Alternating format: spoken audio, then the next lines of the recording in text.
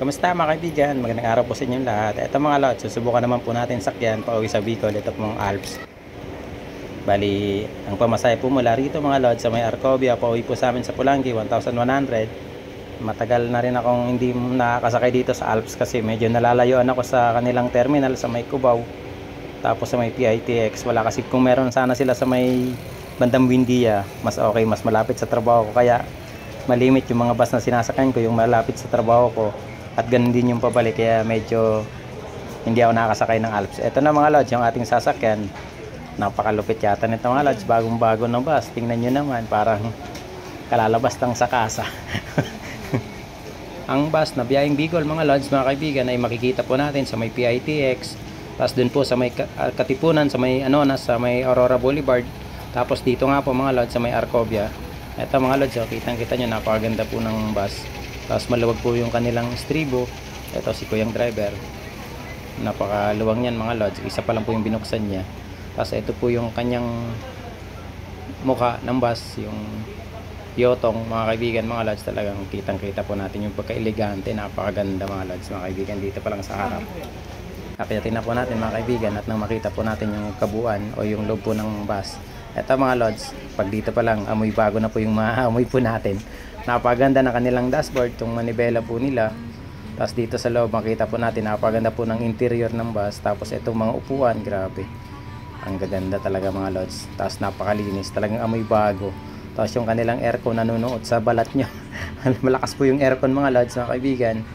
Pero dito makita po natin, napakaluwag din po ng kanilang overhead compartment. Ang pwede po natin lagyan kung ayaw po natin ilagay sa baba, sa estribo. Ito naman mga lods, yung kanilang upuan, leather yan. Tapos malaki po yung kanilang legroom. Saktong sakto po yan sa height po natin ng 5'5". Pero kung malaki po, syempre hindi gaanong maluwag yan kung matangkad po tayo. Eto mga kaibigan, mga lods, pabiyahe na po tayo. Ingatan at gabayan niyo po kami, Ama, Panginoong Diyos, sa aming mahabang biyahe. Pauwi po sa amin sa Bicol, sa amin sa Pulangi, sa Albay. Eto mga lods, talagang sobrang komportable para sa akin itong upuan. Napakaganda at napakalambot talaga. Tapos maganda po yung aircon nila. Ito po mga kaibigan, yung legroom, saktong-sakto lang po, di naman po masyadong maluwag at di rin po masyadong masikip. Saktuhan lang po dito sa atin, tapos makakapag-T4 pa po kayo rito. Iba po kasi ang sukat ng legroom, dito po yan sa may harap, kasi nandito po ako sa harap, kaysa dun po sa mga bandang likod na. Medyo maluwag po yung legroom po ron sa may bandang likod. Kasi ito nasa harap, kaya medyo di po ganun kaluwang. Pero okay naman, saktong-sakto lang mga lods para sa akin yung legroom nila. Eto mga lods mga kaibigan, nandito na po kami sa may C5 na matraffic. Lagi naman matraffic dito mga lods. Malapit na kami rito, paakyat na po kami ng bagong ilog, flyover. Palagi namang matraffic dito mga kaibigan sa C5. Madalang dito mawala ng traffic. Eto mga lods mga kaibigan, yung isang Alps na biyaheng Batangas po yan, na pinagbigyan po ng mag-overtake siya. Ito naman mga kaibigan, yung kanyang TV may palabas po habang bumabiyahe, at maganda rin po yung kanyang sounds para kayo nasa sinihan. Pag dito mga kaibigan mga lods, sa loob po ng bus na maririnig po natin yung kanyang sounds, maganda po. Ito po, palabas na po kami ng C5. Dito po yan sa may toll gate, papasok na po kami ng South Luzon Expressway. Napakasarap mga lods mga kaibigan, at napakaganda ng biyahe namin dito. Dito pa lang ay talagang sobrang mararamdaman mo na talagang magiging komportable yung aming mahabang biyahe. Napakaganda at napakalupit talaga nitong bus ng Alps mga lods. Bagong bago po talaga siya. Hindi ko alam kung kailan po ito nilabas, pero sa tingin ko talagang bagong bago po ito. Parang nakakailang biyahe pa lang po ata ito ng Bicol. Kasi amoy bago po talaga siya mga lods mga kaibigan. Ang Alps nga po pala, ang tinagurian na isa sa pinakamabilis na bumabiyaheng bus na pauwi po sa amin sa Bicol. Katulad po sila, kaparas po sila ng Raymond na talagang mabibilis bumiyahe. Kaya ang alis po natin mga lods mga kaibigan sa may Arcobia sa Pasig, 5:30 po ng hapon. Pero nakalis kami ron mga 6 na, kasi nagkarga pa po ng mga pasero tapos yung mga bagahe, kasi nakalagay sa ticket namin 5:30. Pero nakalis po kami mga lods mga kaibigan, alas 6 na po ng hapon.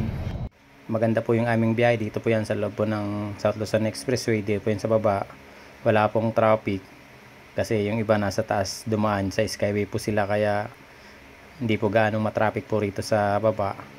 Na-expect ko nga na dito ka rin kami matatraffic, pero sa awa ng Diyos okay naman, walang traffic po rito. Tuloy-tuloy po yung aming biyahe. Dito po yan sa may South Luzon Expressway, palabas na po ng Maynila. Ito mga kaibigan, dumiretso siya ng Star Tollway, hindi po siya nag-exit ng Turbina o ng Santo Tomas. Bali, dire-diretso po kami hanggang dito sa may makalabas po kami ng Ibaan, San Jose, Batangas, kasi sabi nila matraffic daw po rin sa may bandang Santo Tomas, tapos sa may bandang San Pablo, Alaminos, kaya dito po siya nag-exit sa may Ibaan, San Jose, Batangas. Tapos malamang ang daan po nito sigurado mga lods mga kaibigan, Rosario. Tapos sa may Lucena na po ang labas, kasi isa po yan sa dinadaanan ko kapag matraffic po yung Maharlika Highway sa may bandang San Pablo, tapos Santo Tomas. Dito nga rin po ako dumadaan, nag-exit po ako rito ng Ibaan, dire-diretso po ako ng Rosario, tapos dire-diretso na po, labas ko po Lucena na. Hindi na po ako dumadaan ng Chaong, hindi na po ako dumadaan ng Candelaria at Sariaya. Pero di ko po alam rito sa bus kasi kung saan po siya dumadaan. Ito na mga kaibigan, yung unang stopover dito po yan sa may Sariaya, Quezon. Bali mga lods mga kaibigan, di po siya dumaan ng papuntang Lucena, dumaan pa po siya ng Chaong, kasi nga po dito po pala yung kanilang stopover sa may Sariaya, Quezon. Ngayon po mga kaibigan, bali mag-aalas 9 na po ng gabi. 3 oras na rin po yung aming binahe mula po sa may Arcobia sa Pasig. Ito na rin po yung ibang mga bus na galing po sa Maynila, pa biyahe na rin po ng Bicol. Ito po yung aming sinakyan na napagandang bus. Andito rin po pala mga lods mga kaibigan, yung ibang bus na katulad po ng RU Diaz. Dito rin po pala sila humihinto, nag-stop over din. Ito mga kaibigan, tapos na po kumain, tapos na magsiakyatan lahat, paalis na po kami.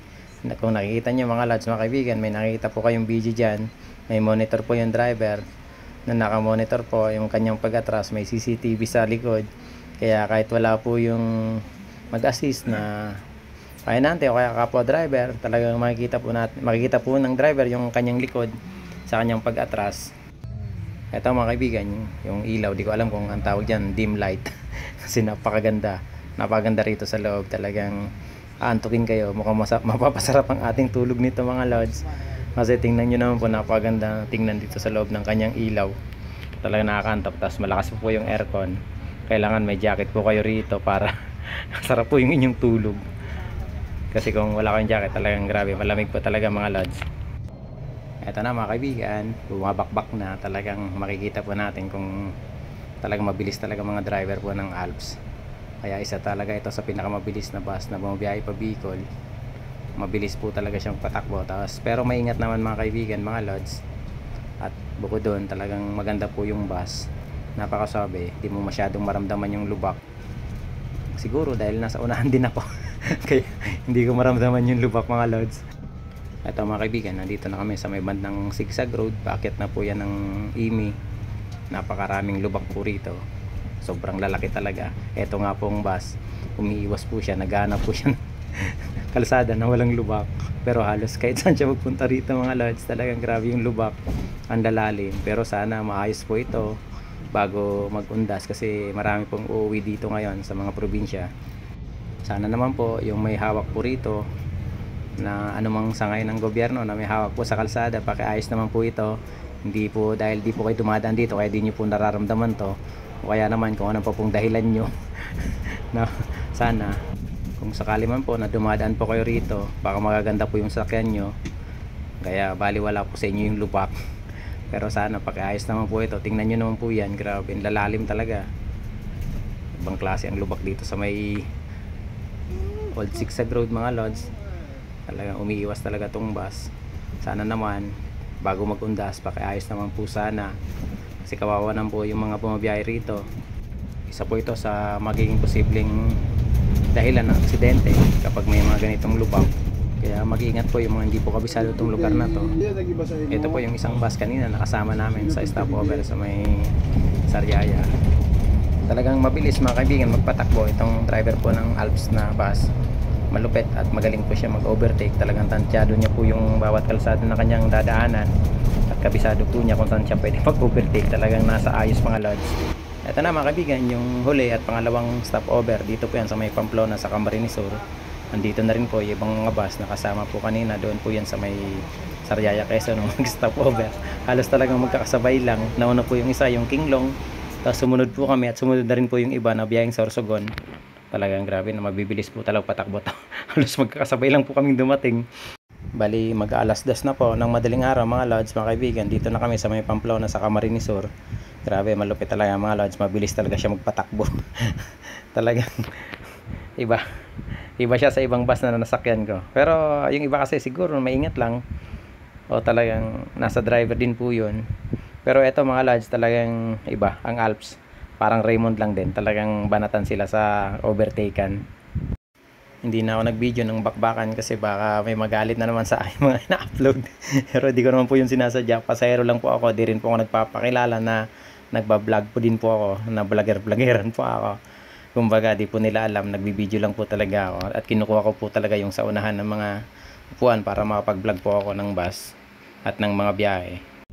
Eto mga kaibigan, na bali lampas na po kami ng Pili. Nandito na kami sa may bandang Anayan. Papasok na po kami ng Baaw sa Camarines Sur. Ito yung kasunod din po namin na bus na kanina kasama po namin. Talagang hindi sila gaano naghihiwalay. Talaga malulupit sila magkakasama. Iba talaga pag magkapatid, talagang walang iwanan.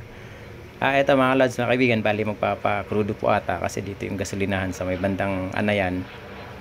Hindi, parang hindi ko alam kung parang sakop na to ng Bula mga lods mga kaibigan. Dito yan sa may highway. Papunta na po yan ng Baaw. Pero alam ko Bula tong area na to mga lods mga kaibigan, na gasolinahan na to. Ito mga kaibigan, pagkatapos magkarga ng crudo, tapos ma-check ng inspector yung mga pasahero, ito bakbak na naman po kami. Mas mabilis mga lods mga kaibigan itong driver ng pumalit kaysa dun kanina sa may banda kaming Sariaya to Pamplona. Ito pag talagang grabe mabilis siya. Mula po sa may Pamplona talagang napakabilis niyang patakbo. Kahit sa may bandang Naga, sa may bandang Pili, malupit mga lods, talagang grabe. Iba yung takbo niya, talagang mabilis. Ito mga lods, sa may banda na kaming malapit na kami sa papasok na kami ng Baaw. Nako, grabe. Halos gusto ko ng tulungan kasi pag ganito nag-overtake, halos gusto ko ng tulungan apakan yung crew, yung silinyador para mabilis kami makapag-overtake. Pero ito mga lods, grabe, walang mabuti. Alam naman ng driver na walang kasalubong kaya talagang bakbak siya. At etong kalsada na to mga lods, straight ito hanggang sa may Baaw. Maluwang din to, bali may 4 lanes na parte rito.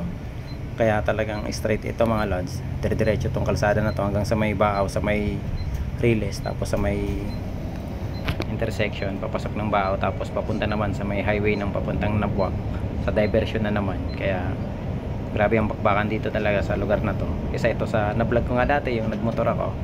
Isa ito sa pinaka straight na daan dito sa Camarines Sur na talagang bakbakan. Pero dyan mga kaibigan, sa unahan sa may bago po mag sementeryo ng Baaw, may paliko dyan, delikado po dyan hanggang sa may Shell, hanggang doon na sa may Riles. Kaya ingat po talaga dito yung di kabisado yung kalsada na to. Ito mga kaibigan, dito na tayo sa may highway diversion road papunta naman ng Nabwa. Isa rin to sa straight na daan kasi yan kabilaan yan mga lods. Kung araw makikita po natin yan na puro palayan yan. Ito, tapos tuwid na daan din to hanggang sa may Nabwa na mahaba rin to, ilang kilometro rin tong haba na to mga lods. Sobrang ganda mga lods mga kaibigan ng aking biyahe dito sa Alps. Talagang mabilis magpatakbo pero mas malupit ito ngayon yung driver na to kaysa dun sa kanina. Pero sa kabuuan talagang okay na okay sumakay sa Alps kung gusto nyong mabilis, tapos komportable, magandang bus. Eto, sakyan nyo mga lods mga kaibigan. Talagang sobra, di kayo mabibigo rito kung sa bilis, tapos sa komportable rin naman. At higit sa lahat, mura din po mga lods yung kanilang pamasahe, 1-1 hanggang dito na yan sa amin sa Pulangi. Kumbaga murang mura na po yan. Malamig pa po yung aircon, talagang komportable. Tapos maganda po yung upuan, recline pa po yung upuan. At mga kaibigan, malapit na ako bumaba sa Pulangi dito sa amin sa Albay. Napakaganda ng aking biyahe. Sulit talaga mga lods mga kaibigan ang biyahe dito sa Alps. Nandito na ako sa pinakamagandang bayan ng Pulangi. Dito po yan sa Albay. Bali alas 4 dito na ako mga lods mga kaibigan. Sinundo ako ng pinsan ko. Halos 9 hours lang po yung mahigit yung aming biyahe. Kasi alas 6 po kami umalis sa Pasig. Tapos dito na ako alas 4 ng madaling araw dito sa aming bayan ng Pulangi. Yun lamang po mga lods mga kaibigan. Sana magustuhan nyo po yung aking vlog. Pakitulungan po ako mga lods mga kaibigan na sana dumami pa po ang aking subscriber. Tulungan nyo po ako mga kababayan kong Bicolano at iba pa po na may gusto sa aking channel. Pakibisita rin po ang aking bayan. Salamat po. God bless.